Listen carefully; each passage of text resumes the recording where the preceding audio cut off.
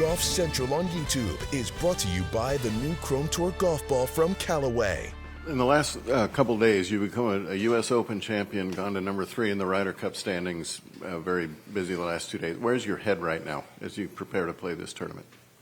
I'm not like fully in the clouds still, but we're getting a little below the ceiling, the cloud ceiling. But yeah, it's been, you know, a whirlwind, and everything that the aftermath of this whole championship has been so crazy, but so much fun, and all these doors opening. It's stuff that you don't expect, ever really to happen in your career. You know, the Dodgers reaching out, and Ryder Cup potential, and the Today Show. It's insane, but I'm super grateful to have won the championship and be given this experience, and something I'll never forget, obviously, for the rest of my life. I guess I'm a part of history now. We're going to go to the back right over here. Hey, JJ, what was the timeline kind of like between, winning the U.S. Open and, where you are right now? Oh, it was crazy. I got whisked off the green and then back onto the green probably around 8:45 p.m. and then did the whole formalities of, the ceremony, signing a bunch of memorabilia, obviously getting the trophy, seeing it get engraved. The USGA did a great job of kind of giving us our own little room to kind of hang out and chill, all night and till whenever we wanted to leave. So we didn't leave till about 1 a.m. We didn't leave Oakmont till 1 a.m. back down to Pittsburgh where I was staying. And then it was, a quick 3 hours of sleep. I got back at 1:30 and I just kind of sat in bed and, but trying to, maybe go through my phone, took a quick shower, tried going through my phone to respond to some people and just tried to, see what was going on to help me, soak it in and realize that it actually happened, because it's just been such a blur since then. And then we were off to New York City.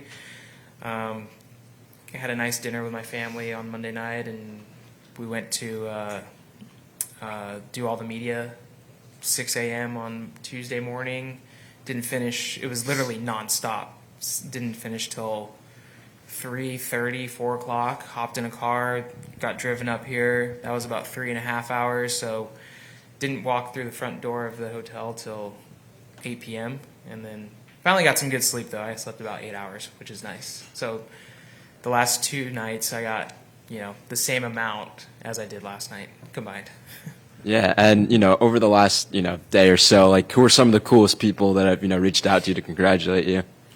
Yeah, I heard from George Lopez, comedian and actor from Los Angeles, Mookie Betts, who was actually my Pro-Am partner at Pebble Beach, Scott Van Pelt, a lot of people. I mean, I'm still halfway through my messages. Curtis Strange, Hale Irwin, just some great champions, too, that have been there and know what it's like. So people that I've never even talked to, but it was great. All right, we're going to go over here on the left. Jack? JJ, I was looking through your iron specs after the win, and I saw they're not exactly off the rack. Is that something you like to dive into, or is that something you just kind of leave it to your team at Srixon to handle for you? Yeah, it's definitely something that I've been kind of a standard I've been playing for the last, almost 8-9 years with them. Mm-hmm. I don't have, an incrementally, sound, I guess, progression and lies and stuff and lofts. It's just kind of been, I like to tweak it to where I feel like it needs to be to help me hit what I want with that club. And it's just been, something that the team at Srixon is, just kind of kept very consistent. And, we haven't changed anything really at all. You've talked about trying to find a new Mount Everest, a new new motivation. Is playing around the world part of that? You seem to be going on a world tour this year. Yeah,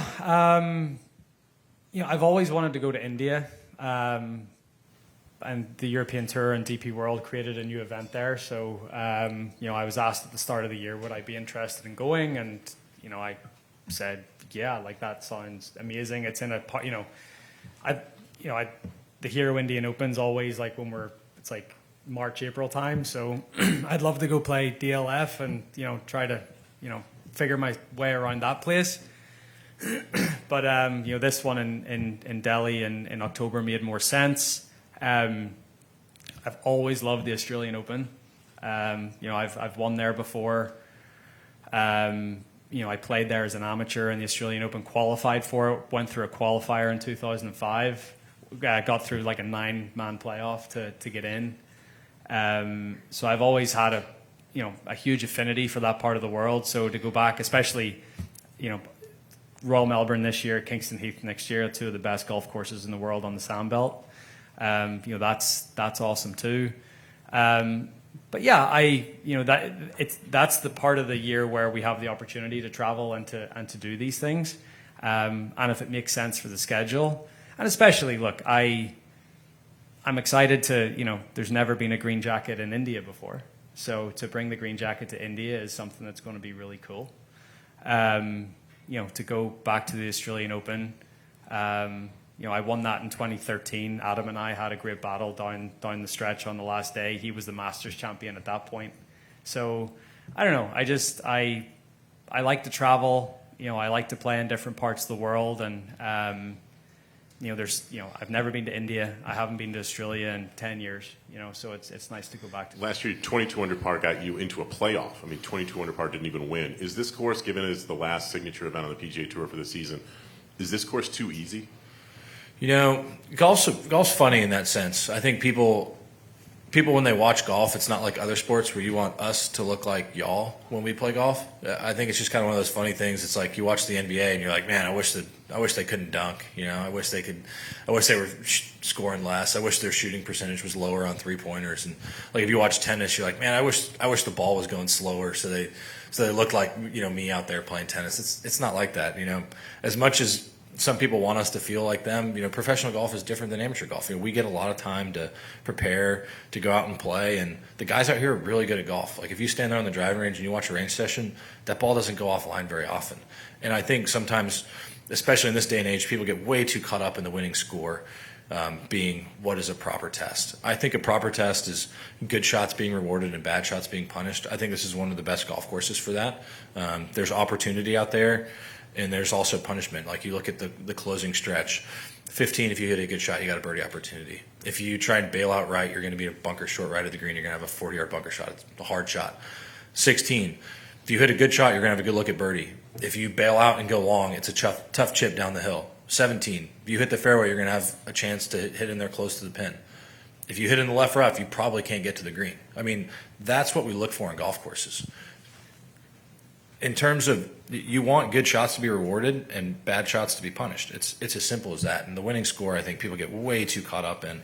And I'm not saying necessarily that even par is a bad winning score. Like some weeks like the U.S. Open, you hit 2 great shots and you're going to get rewarded with a par.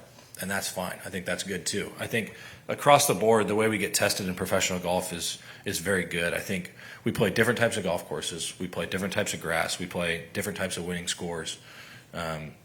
We just see different tests, and I think not one is better than the other. But the most frustrating thing for me when I play a golf tournament is when you see good shots not getting rewarded and bad shots not being punished properly. That's really all we look for. And so do I care that 22 under wins this week? No.